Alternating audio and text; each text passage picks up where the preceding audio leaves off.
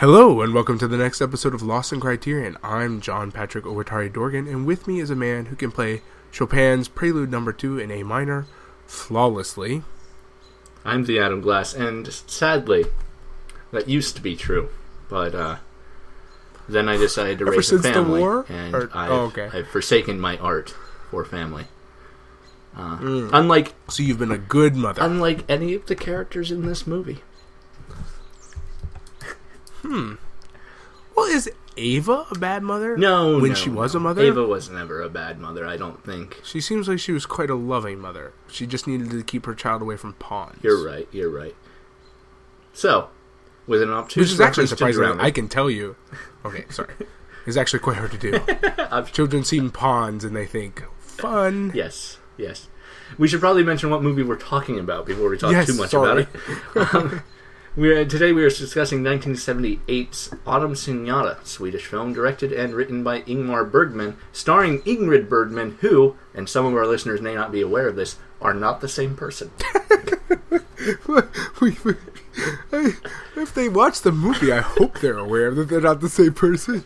Oh my god, I had no idea that Ingmar Bergman was a 50s or 60-year-old woman. No, he's not. He's actually... slightly younger than Ingrid, I believe, if I remember correctly. Really? At the time of filming this, though, he was married to a woman named Ingrid. That's weird. Isn't it? And not her. But not her. The film was shot in Norway under a West German production company owned by Bergman, with American and British financing, because...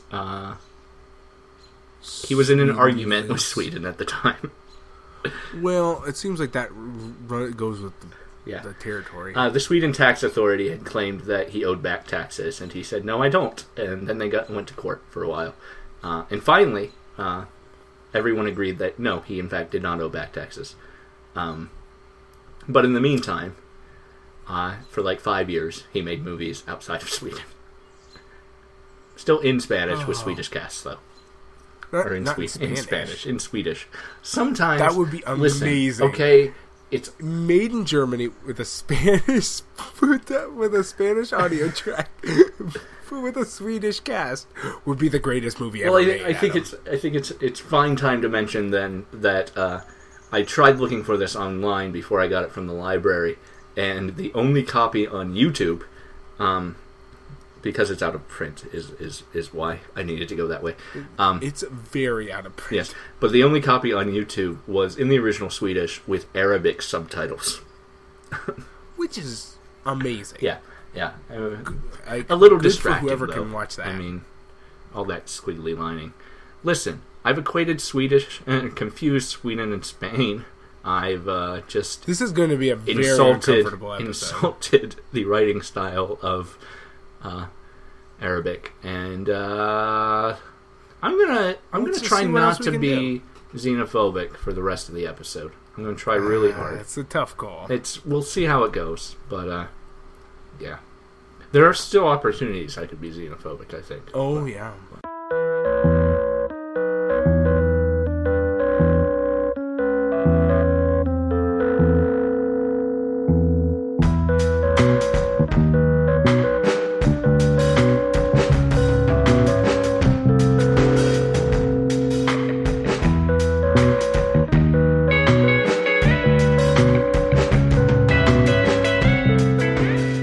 So this was Ingrid Bergman's last film. But not Ingmar Bergman. No, not Ingmar Bergman's last film. This is going to be very bad.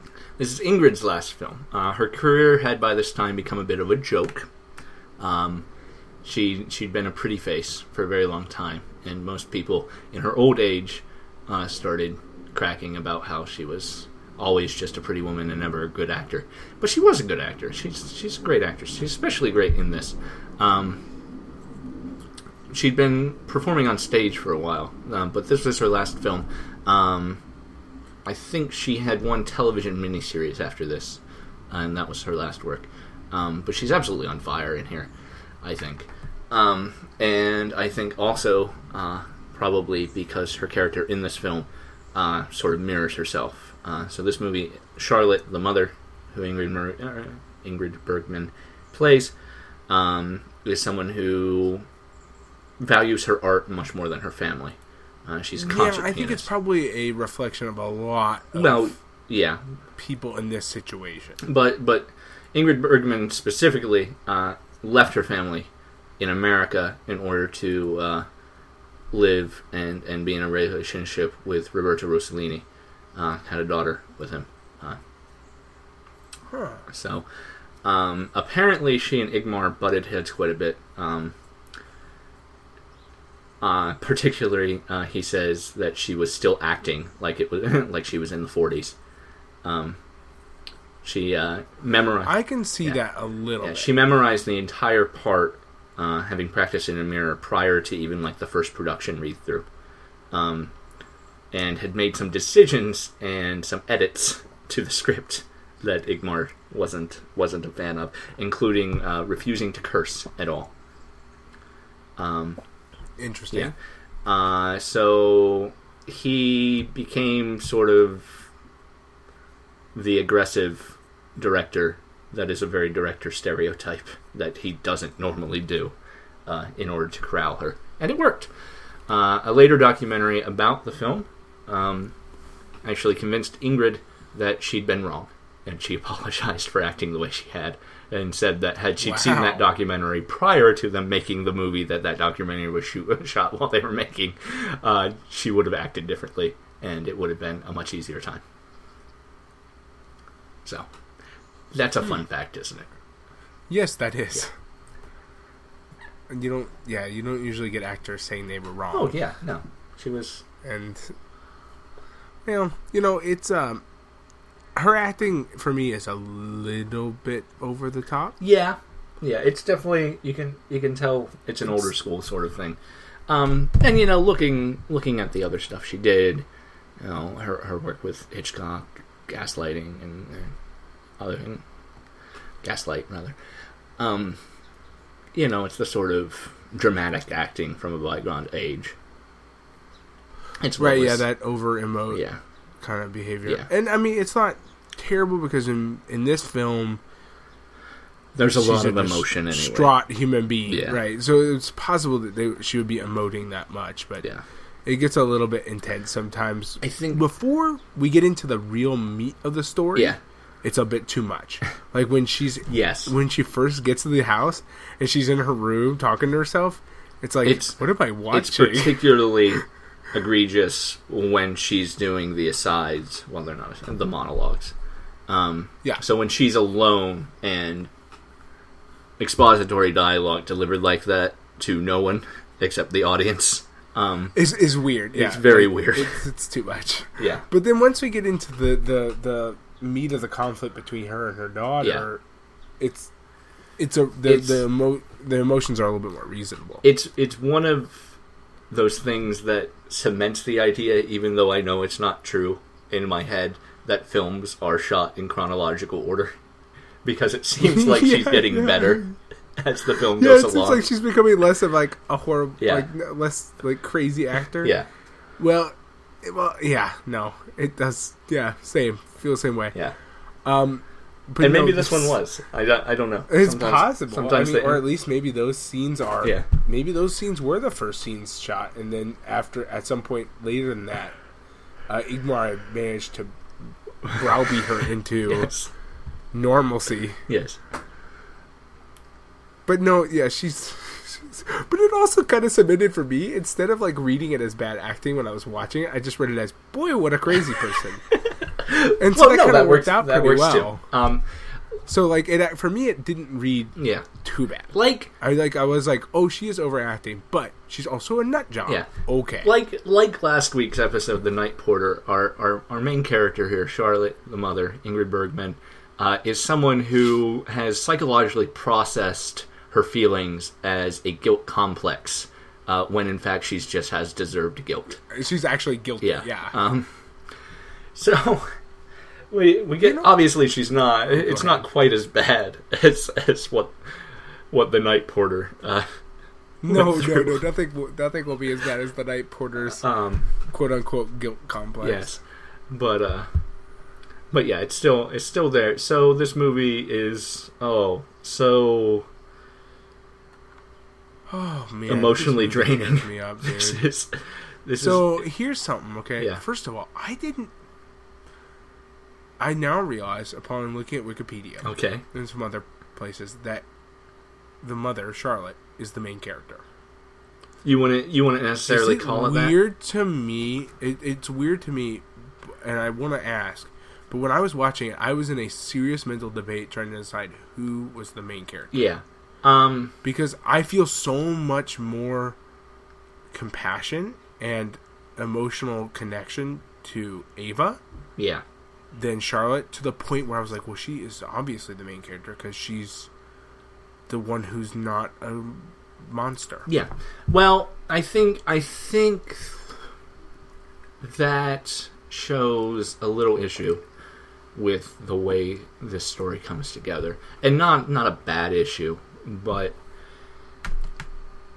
if I can't watch this movie and think of Charlotte as the protagonist in any sort of way, especially since that kind of means that Ava's the antagonist to a certain extent. And I think they're both protagonists. This is a movie where the animosity between these two characters is well deserved emotionally, and they're working through that emotion. And they don't really get to a point where they've moved past it. No, they don't fix it. At the end, again, like a lot of the movies we've watched, there's no resolution that fixes things. It's a resolution that just either returns the status quo. I guess there's some amount of hope that it might be changed in the future, but not... especially since Ava has said something she's never said before. Yeah. I mean, you can't... Which means she can't go 100... Nobody can go 100% back to the way it was. You can't put the lid back on the box. But at the same time, the ending scene is her having written a letter, her husband reading it, in which she apologizes to her mother for sort of tricking her into this fight and for being mean to her in dragging up all these emotions. Well, gosh. And the mother, which actually is a kind of miniature cosmos of everything about the relationship. Exactly. In one short letter, which is the wonderful thing. This movie, Autumn Sonata, I really feel it mirrors less a fictional work and more a song. We get early movements that establish themes, and then in the middle of the movie it crescendos into all the themes coming together and tumbling about, and then in this epilogue we hint at the previous themes and we sort of die out. So she apologizes, and then we see that Charlotte actually did read the letter, unlike some letters in the past, it's been suggested. And she folds it up and she puts it away back in the envelope and sets it down. And that's the end of the movie. So, in one manner, that is a change on her end and a sort of hope in that. But at the same time, Ava apologizing is problematic for it is, but it's a very believable. It's her. It's her. But it's her and that's flaw. what I'm saying is like... Her character flaw is that she feels the need to apologize. Right, and what we're really touching on in this film is how Mom gave her that flaw. Yeah. How that flaw is the product of her mother's... Yeah. And basic abuse, basically. And like her mom's guilt, this is a movie about the inescapability of the past, which... the Night Porter touched on too. I think it's another one of those. But I'm gonna I think go it's with another liking one of this those one little better. pairs. But the Criterion seems to have a lot of thematic pairs like that, or at least stuff that we can pull out when we're talking about them. What's going to be the pair of our next movie? I don't know. But I think it also it also has a theme of sort of cycles in generations. If your old man did you wrong, well, maybe his old man did him wrong. The Freudian importance of childhood, how the wounds received in childhood scab over but never heal. And Charlotte talks about her childhood and how bad it was, and at the same time, she's reappropriated that and made things just as bad, if not worse, for her own daughters. Which is weird because she also didn't make herself. Yeah. And a lot of times in these kind of history repeats itself sort of stories, mom or dad ends up making him or herself again. Yeah. In the next generation. Whereas Ava turned out radically different from her mother. Yeah. Yeah. Like, with serious flaws, but not the same person. No. Like, we can believe quite earnestly that if her son had lived, that he would have turned out had a very different childhood. Yeah. Now, it may have been smothering, because Ava might be applying all the things she never received, but it would be very different than what she had. Well, I think Charlotte's personality is one where it would be impossible to create herself. I think she's too into her own fame. Ava talks about how she gave a recital at the church, and they discussed it. And immediately Charlotte says, "Well, I was at," and she uses the same phraseology about the importance of it. That she was before 3,000 school children in Los Angeles, and played the same piece and talked about it, and how great that was, and how important and wonderful and magical, or whatever she said. Yeah, so it's a really weird thing. Charlotte's personality is a really trippy thing that sort of she suffers from an extremely acute case of two clown syndrome, to the point where she even applies it to her own children. Yeah. Well, her child. She doesn't do it to Helena because she's scared to death of her. Oh, yeah, yeah. Yeah, I think Ava's problem is obviously that she has no faith in herself. She's very... And her mother cements that by whenever she does something, it's like, oh, well, I can do that better. Yeah, and like the phrase is like, well, I like to you. Yeah. Oh my gosh. Yeah. The worst thing ever. Yeah, just always trying to make Ava feel bad. And she's doing that and also she's doing that unique thing that people do where, like, at least at certain points where she tries to say something nice because she's aware that that's what she's supposed to do. Yes. But she's incapable of yes. saying something nice. So she says something not nice dressed as something nice. Yeah. So the compliment comes back as either not a compliment or a compliment of herself instead. Yeah. Yeah. So she's a bad person. It's true. Yeah, she is. Which is actually kind of poses a problem in the story, because I don't know what to say about the story. Yeah. Because it's just a story of two people's relationship, their emotions. Yeah. And it's amazing in that. And it's so well done. This is a great movie. This is... And I will say that, like, when we were watching the slideshow of their son, oh man, yeah. I bawled. Yeah. I lost it. Even when he had been mentioned before, like, Ava does an astounding job. And Victor's no slouch either, of delivering very convincing emotions about the death of their child. Oh yeah, everyone in this movie is a great actor. Amazing. Everyone in this movie is it's all very good. Yeah. But, like, I don't cry for Charlotte because I can't. Well, but, like, I think you yourself I should cry relate for more to Ava than to Charlotte, because you have a young son who is about the age of the character's son when he died. Yes. Oh man, it is never good in a movie when somebody mentions the death of a child roughly the age of your own child. Yes.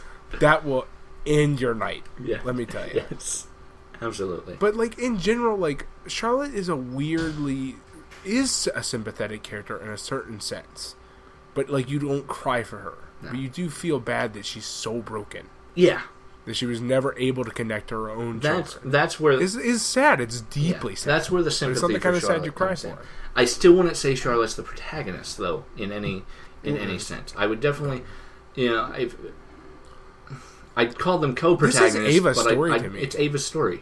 Yeah, it's absolutely Ava's story. It's the story of her life and how she is what she is now. And unfortunately, I guess the only argument that Charlotte's the protagonist is that Ava goes back to exactly where she was, and Charlotte goes back, but still reads that last letter, which is a suggestion that there might be a minor change. But I also think Ava is changed. We're just not getting to see it. Yeah. I mean, obviously.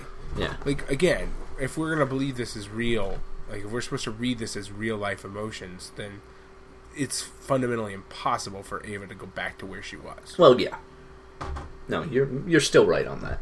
That is... And Charlotte's the same way. It's impossible for her to be what she was exactly after her daughter just lambasted her about her behavior. I don't know, though, because humans are really good at pretending things didn't happen. That's true. But they're good at... But the word is pretend. Yeah.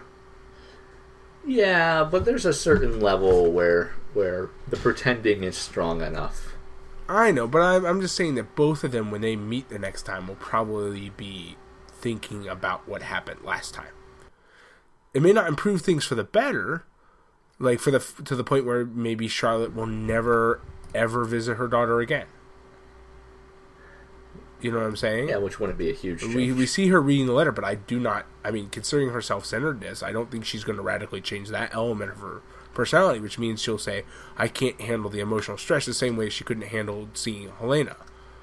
Yeah. Which means she probably will just never visit Ava again. I mean, of course, I'm just guessing. We don't know. There is no Autumn Sonata 2. Yes. Electric Boogaloo. Maybe we should make it. So... well, I no, only if we can get like the original cast of Grease or something to make it a musical or something ridiculous like that. Yeah, we'll have John Travolta. John Travolta to play Charlotte. Oh, well, okay, that works too. No, I was going to say Victor, but I was being very sexist in my. No, he's Charlotte. He's definitely for Charlotte. Sure. Olivia Newton-John will be Eva then. No, actually, I see her more of as a Helena. Okay. Let's stop casting this. Yeah, let's please stop talking about this right now.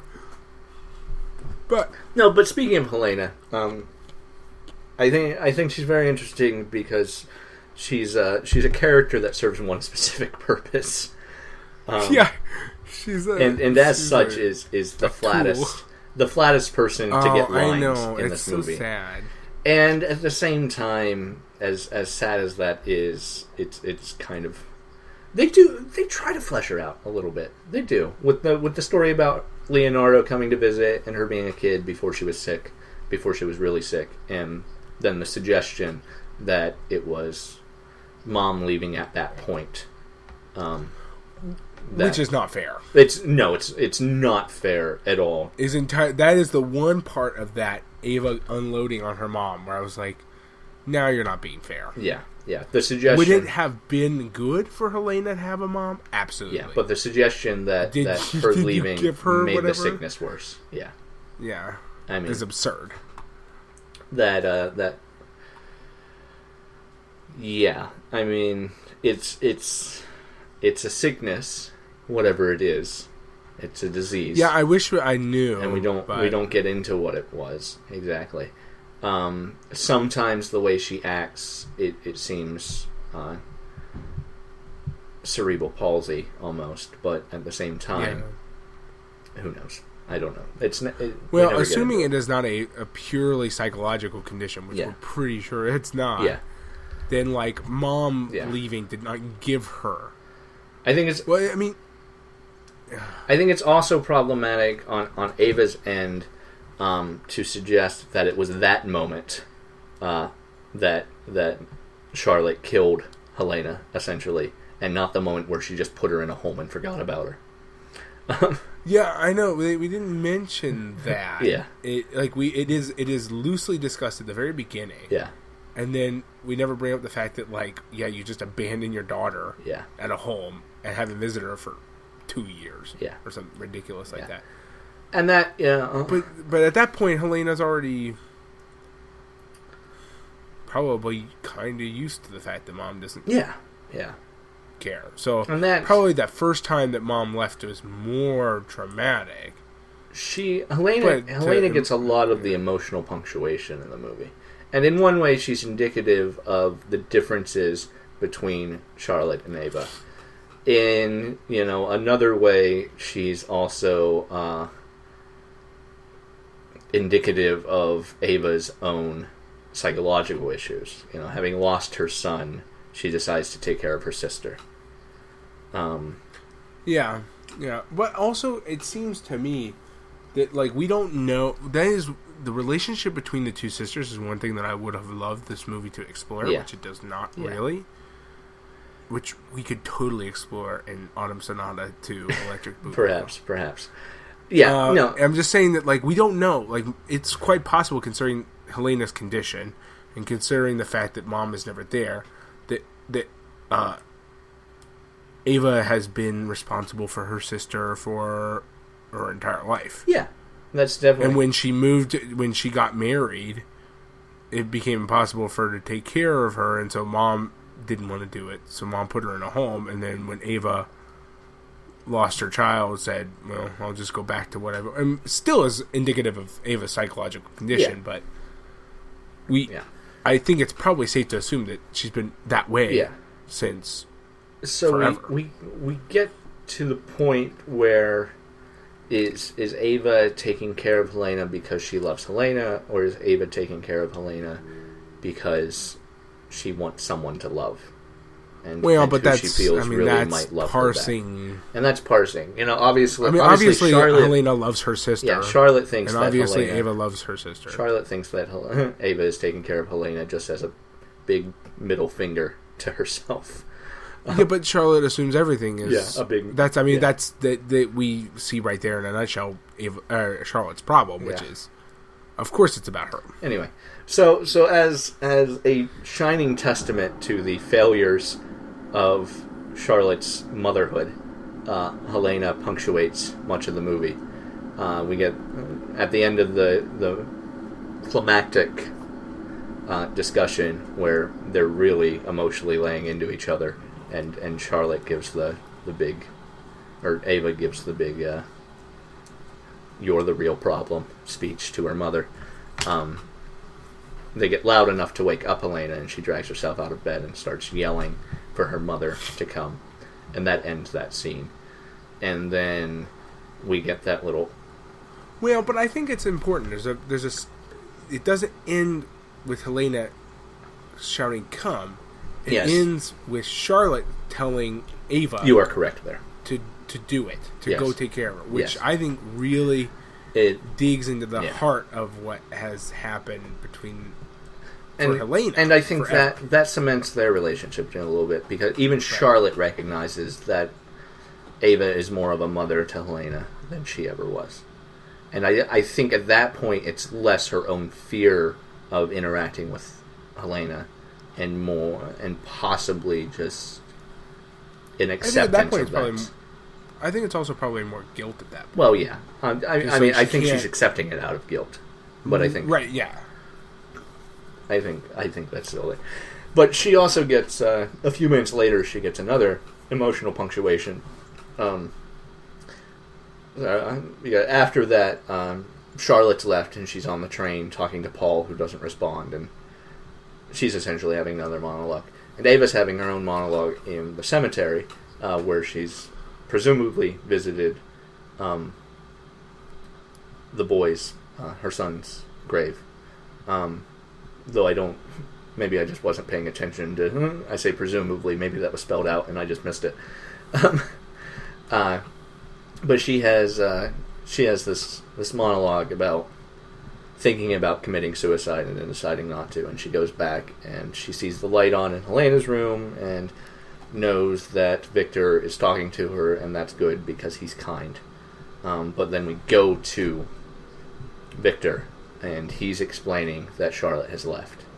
And Helena just loses it because she knows, I think, that is the last time she's going to see her mom. Well, yeah, I mean, it's... I think that emotion there is that she knows that it's over. Yeah, I mean, it's deeply tragic, but yeah, I think probably, like I said, it's probably over for both of them. Yeah. For both Helena and Ava. I think that's true, as far as their mother is concerned. Because the way Charlotte, if memory serves, is talking on the train with Paul, right? Yeah. Is very... sounds like a person who's already put it behind them. Yeah. And is not going to deal with that situation again. Well, I mean, like, it's... oh, thank God you came when you did, or whatever. Kind of... It's the same sort of, I need to do this performance instead of dealing with my family. It's what she's done the entire time. Right, but this is the first time we get to see her vocalize it in real life. Yeah. In fact, we've never seen Charlotte's half of it. That is also true. That is also true. Up until now. And then we get to see what she does, what she says. Yeah. How she takes the situation. And she bottles everything up, and she lets it be that work is more important than dealing with her family issues. And that's very sad. It is. And it's just generally sad that she even produced children. But I still think that very ending with her actually reading the letter and presumably keeping it is a suggestion of something breaking through. Yeah, but yeah, I agree. It's definitely could mean that that's supposed to be, but I think that's probably make that one of the most unrealistic parts of the story yet. I suppose that's also a valid point. Like that becomes nearly fantasy at that point. Yeah, the idea that this woman who has spent 50 years probably on her career and at least 30 years ignoring her children is going to suddenly change because one of them yelled at her. Now, mind you, that would be very impactful. Yeah. But it's not going to make her less interested in herself. True. It's just I would love to know what happens in the story, but I think that's what makes it good is the fact that it just exactly doesn't tell us. But yeah. I mean, it draws you in. Yeah, and not in the magic disappearing virgin portal way, in like the good way. Yeah, it's not a picnic at Hanging Rock cop out. There's no cop out. The lack of resolution here is purposeful and emotional instead of it's just better we don't know. Just someone trying to write a bad mystery story and then failing. A mystery we can't answer. Yeah. No, like I mean, I want to know, but we'll never know. Yeah, and that makes it great. Yeah. And like it's just oh man, this movie tore me up. You know, not to compare it to too many things, but it's kind of the same as at the ending of Inception. You know, it's just there and it's open to interpretation. Inception's open to a lot more interpretation than this movie, by all means. But but that very ending moment, the period that is really kind of an ellipsis, if anything. Is there to make us talk about it? You know, what does it mean? What does it mean that... Yeah, and I prefer these kind of let's talk about it situations to the did the top fall over sort of situations. Oh, absolutely. You know, and that this is a talk about a real human being, a real situation that we can analyze as real human beings. And we could analyze this, you know. I said I said that she's keeping it, you know, but she also put it back in the envelope. I do not know if she's keeping it. We don't know that she's keeping it, you know. That's how I read it at first, but thinking about doubts about it. You know, she's just as likely about to throw it away. It's not like she held it to her chest and had a tear in her eye. We don't see her like She doesn't really emotionally react to it, at least not in her face. All she does is the physical action of putting it back in the envelope. We know that she read it, and with the suggestion that there are letters in the past that she has not read. Right, that might be a novelty in and of itself. Yeah. But we also know that the last letter her daughter sent her, she did read, because she showed up at their obviously, house. because she came, yeah. Which, I like to imagine that there's a it's possible that she just showed up at the house without reading the letter. I don't think that happens. Which would also be hilarious, but no. Yeah, I mean, she obviously does read some of the letters. Yeah. And even though there is the implication there are letters in the past that she didn't read, I think those are more letters when they were younger. Well, when she was like, I don't know, because like the one, if she came to this one visit, the one we explicitly hear about is Charlotte says that she wrote her when she brought Helena into their house when Helena moved in. Oh yeah, and she I'm sorry, Ava says that she wrote to Charlotte when Helena moved in. Too many pronouns. Yeah, I know what you mean. I know what you. Anyway, so Charlotte says that all these names. Yeah, Charlotte says that letter must have gotten lost, and Ava looks sad for a minute and says, or maybe you just didn't read it. Well, and that's the weird thing about it is like, and then Ava's. I had forgotten about that. Yeah, which makes it even more interesting that Ava's apologizing at the end for basically emotionally trapping her mom. Yeah. When if her mother had actually read the letter, she would have known that Helena was there. Yeah, absolutely. Man, Charlotte's a lot of bullshit in one person. She absolutely is, and she is tragic in the amount of bullshit she's creating for herself, and Ava is tragic in the amount of bullshit she's allowing herself to accept. But at the same time, we're in a situation like this. We're talking about very seriously different dynamics, right? Because Ava's tragic because she's been made to believe bullshit. Yeah. Because if she didn't believe the bullshit, how could she have functioned as a child? Absolutely.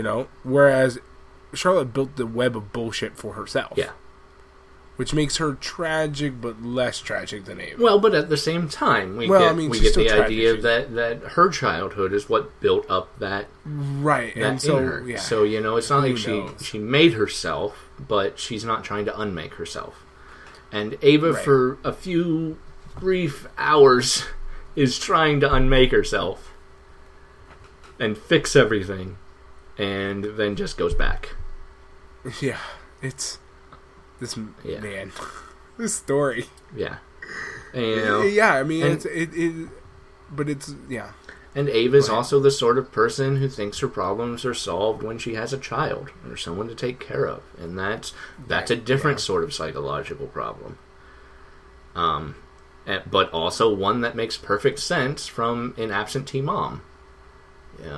Well, and like it's weird because we that brings us to the abortion, which is very, very like offhandedly mentioned. Yeah, no, which is really weird. And Victor listening in at that point, and his facial reaction. He said earlier he does not ask about her. Yeah, past. Yeah, Victor very clearly puts forward that he doesn't care what's happened before they met. Any past relationships, any past indiscretions. But he also... And even, he makes a face when he sees, but at the end we still see that he still cares deeply for Ava. Yeah. So, and that's one thing that this movie never does. He still is standing by his thing. After Charlotte shows up, Victor and Ava never really have a conversation until the end. I know, it's really... Yeah. I know that, like, we were probably dealing in that situation more with, like, well, we only have a certain amount of screen time. Yeah. In the end, I really would have loved to see, because in my mind, Ava was the main character, her relationship with her husband and her sister explored more thoroughly. Yeah. But again, that would have made this like a 3.5 hour or 4 hour movie. Well, but at the same point, this is only a 90-minute movie. That's and true. We could have pushed it. We could have pushed it to 2 hours. But on the other hand, the emotional levels of this movie, if we pushed it to 2 hours, I might have wanted to kill myself by the end of it. That's true. And I think it's probably better as a tight 90 minutes than me trying to see if there's a way to, in my own life using only a couch cushion. Yes. 2 or 2.5 hours that it could have really been. Though speaking of which, the first night she's there, Charlotte's dream about someone sneaking into her room and trying to smother That's her. So weird. And that mirror of her emotional and psychological state being, she believes that her daughter that Ava has tricked her into coming here and confronting her with Helena, with the, as I said, the glowing pedestal of her failures as a mother, and to have that reflected in a dream that, it's pretty clearly meant to be Ava's hand, of Ava smothering her, in confronting her with past mistakes. Yeah, which is a weird thing because, like, we were early enough in the movie that for a very brief moment, I'm like, man, this movie's taking a really weird turn. Where you actually believe it's happening for a second? Yeah, I did. For, like, just a very short time, I was like, oh my god, what kind of movie is this? Yeah, fortunately, she wakes up pretty quick, and we don't dwell on that, but, and that leads to the midnight conversation that is everything of this movie. Yeah, that is the movie. Yeah, basically. How long is that midnight conversation? I kind of wonder. I didn't time it, but it's pretty. I didn't time it, but I'd say it's got to be at least a 20-minute scene. Bergman calls movies like this his chamber movies. This, as opposed to, say, The Seventh Seal. They're tight. They're a small cast. They're a small set. Well, and if we had to compare the two, I don't think we have to, but I think I said if we have to. Yeah, I couched it. Yeah, no one's twisting your arm into comparing things. Yeah. Well, I mean, we did decide to make this podcast, so I think it is interesting though that Bergman himself had problems with this movie, and I think he blames Ingrid Bergman for some of that. That he, in dealing with her, he wasn't able to focus on directing, and went a bit rote, and he started filming an Ingmar Bergman movie instead of filming, like he was mimicking himself in style, instead of pushing into something new, which is what he usually tries to do. I don't know. I loved it though. Yeah. So I don't know. It was really great, and everyone involved was really great. The coloring was great. The cinematography. Obviously with an emotional movie like that, like this, you need a lot of close-ups. But yeah, they're all done very well. It's very beautiful how it's all shot as well. And that we get all those, it hits everything right. I would say that this is one of the best movies I've ever seen. As far as like, and it's weird because this is definitely one of the least movie-like movies we've watched so far. Yeah. It's all emotion. It's all this, like, yeah, I guess his, like you said, his chamber movies where it's just, our set is the size of my apartment. Yeah.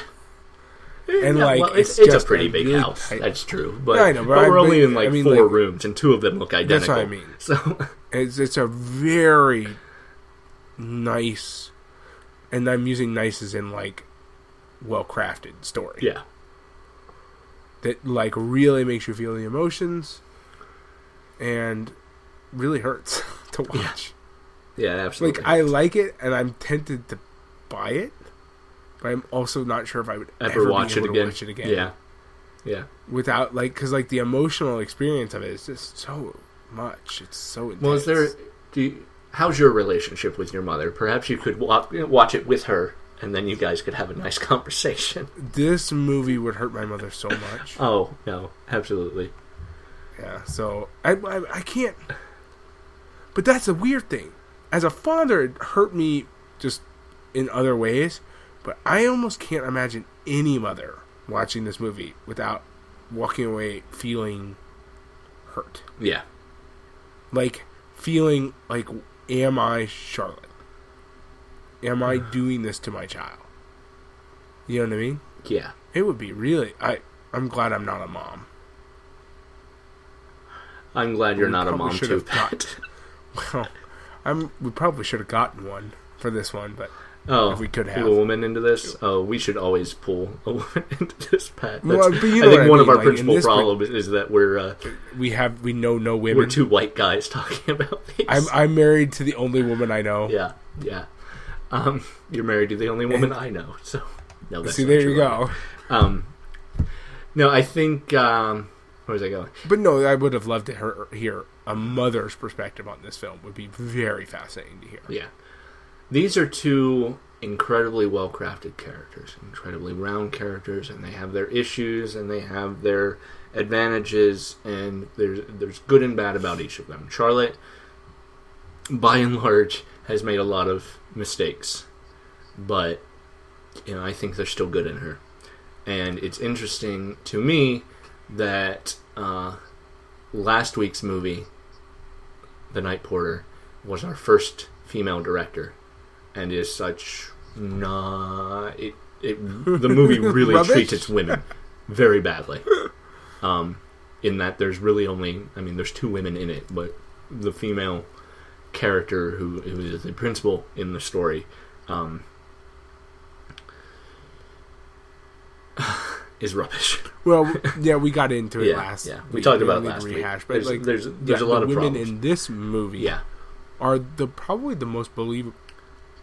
two of the most believable characters we've encountered in the however many movies we've watched so far. Yeah. They are one, despite the fact that first scene of Charlotte, like I said, reads either as overacting or crazy. Well, it reads as crazy because she's so realistic, but she's still talking out loud to herself.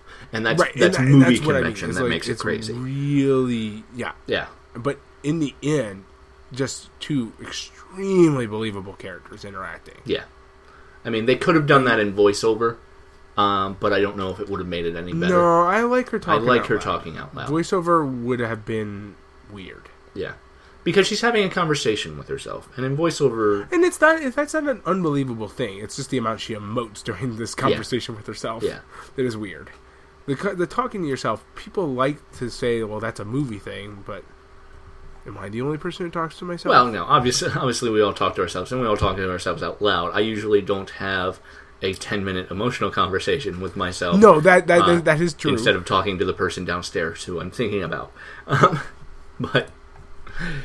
I like to also think that I deal with my emotional states a little better than Charlotte. Right. Neither of us are pretty obviously, crazy people. We don't know what crazy people are like when they're alone, because then they wouldn't be alone. Yes. Observing it would completely ruin it. Right. But yeah.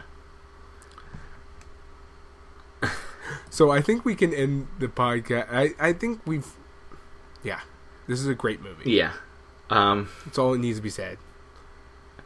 Unless you have something else to add. I don't think I do. So I will say that next week we are swinging this pendulum way, way far away from where we are. We are going on the other end of the universe here. Yeah. Next week's episode we'll be discussing The Life of Brian. Written and starring the Monty Python troupe, directed by Terry Jones. If you're unfamiliar, a satire of religion and politics set against first century Judea. I'm so excited. Yeah. So, thank you for listening. I'm Adam Glass once again with Pat Dorgan, as always. We'll see you next time.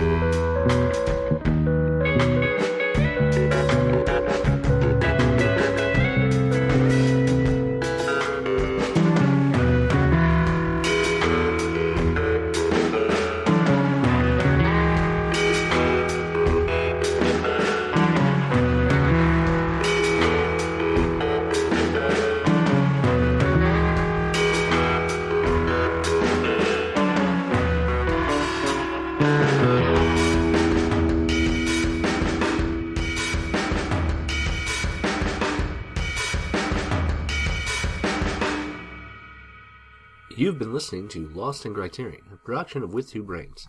The show is hosted by Adam Glass and John Patrick Owatari Dorgan. Jonathan Hape did the music, and Adam Glass also edited it all together. Feel free to contact us by email via lostincriterion@withtwobrains.com or join us on the web at www.lostincriterion.com.